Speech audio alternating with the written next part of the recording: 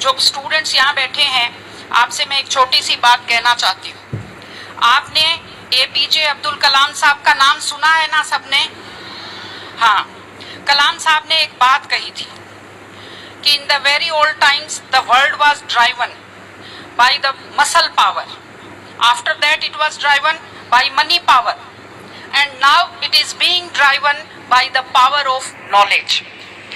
यानी पहले शरीर की ताकत से दुनिया चलती थी, उसके बाद कुछ दिन पैसे से दुनिया चली, और अब दुनिया कैसे चलती है?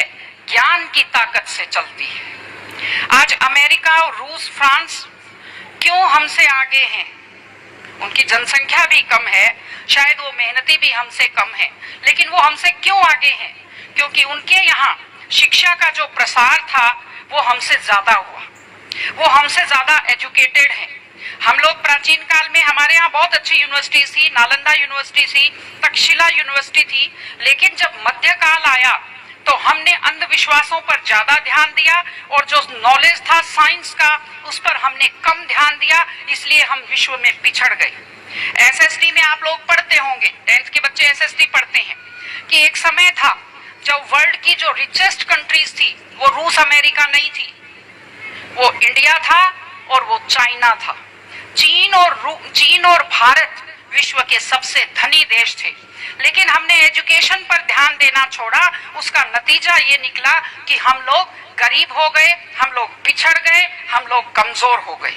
इसलिए अगर आपको खुद को ताकतवर होना है और इस देश को ताकतवर बनाना है तो आप लोग शिक्षा पर ज्यादा से ज्यादा ध्यान दीजिए। हमारी बेटियां यहाँ बैठी हुई हैं, आप लोग बहुत खुश किस्मत हैं, आपकी किस्मत अच्छी है कि आपने इस जमाने में जन्म लिया है जब लड़कियों को स्कूल भेजा जाता है, जब लड़कियां बराबरी के अधिकार के साथ आत्मसम्मान से जिंदगी जी सकती हैं। मैं अभी सोफे पर अकेली बैठी हुई थी, फिर उसके बाद शिफा जी आए और फिर उसके बाद संतोष जी आए, तो हमें जगह हमारी बढ़ती गई। मैंने कहा भाई पुरुषों सिंहासन खाली करो, महिलाएं आती हैं।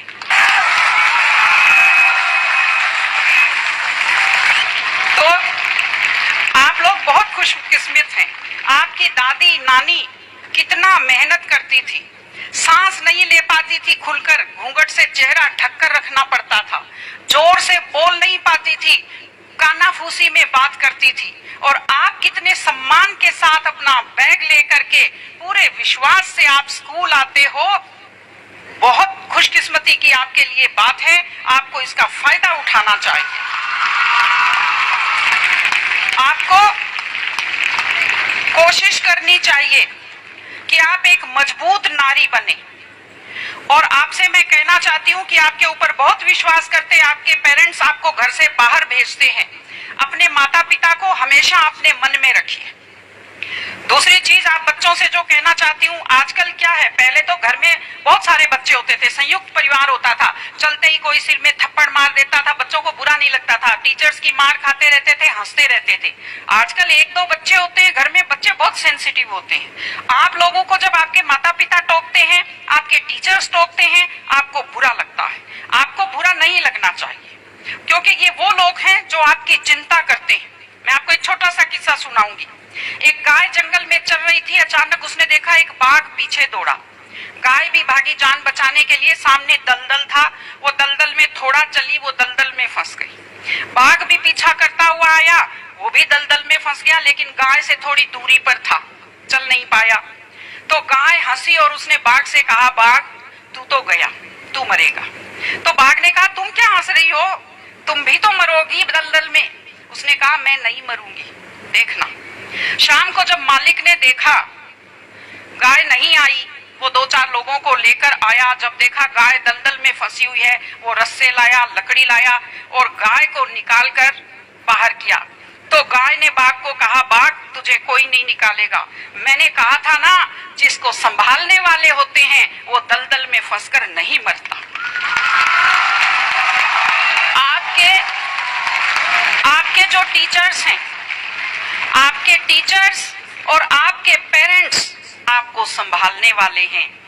अगर आप उनकी बात मानेंगे, आप डांट के पीछे छुपी हुई उनकी चिंता को आप समझेंगे तो आप बुराइयों के और गलतियों के दलदल में कभी नहीं फंसेंगे। इसलिए अपने माता पिता को, विशेषकर अपनी माँ का चेहरा अपने दिमाग में रखिए, अपने दिल में रखिए कि वो आपके ऊपर कितना विश्वास करते हैं, वो आपकी कितनी चिंता करते हैं, घर पे आपका इंतजार करते हैं, आपके लिए हमेशा वो दुआएं करते हैं। आपके माता पिता जब मंदिर में जाते हैं खुद के लिए कुछ नहीं मांगते, जब वो बचत करते हैं उस पैसे से खुद के लिए कुछ नहीं खरीदते, वो पैसा आप लोगों पर खर्च करते हैं। उनकी इस चिंता को समझिए, अपने टीचर्स की चिंता को समझिए। मैं आप सबको बहुत शुभकामनाएं देती हूँ कि आप लोग, आपकी बुद्धि तीव्र हो, आपका मन बहुत समृद्ध हो, आपका हृदय बहुत संवेदनशील हो। मैं स्कूल को मैं बहुत शुभकामनाएं देती हूँ। टीचर से अपील करती हूँ कि व्यक्ति केवल शरीर और दिमाग नहीं होता, एक मन होता है, एक आत्मा होती है। माइंड जो है, mind is sharpened by the knowledge and information. दिमाग तो तेज होता है, लेकिन बच्चों का मन समृद्ध कीजिए, उन्हें कमजोर पर दया करना सिखाइए, उन्हें परिवार के प्रति संवेदनशील बनना सिखाइए कि वो एक अच्छे संपूर्ण नागरिक बने, जिसको कहते हैं कंप्लीट पर्सनैलिटी, वैसे बने। मैं स्कूल को, आप सब बच्चों को, आपको ढेर सारी शुभकामनाएं देती हूँ। आप अच्छे व्यक्तित्व बने, आप अच्छे नागरिक बने, एक मजबूत परिवार का, मजबूत देश का और एक अच्छे समाज का आप निर्माण करें। आपने बुलाया, हमें सुना, हमें सम्मान दिया, मैं हृदय से आभारी हूँ। बहुत बहुत धन्यवाद। नमस्कार।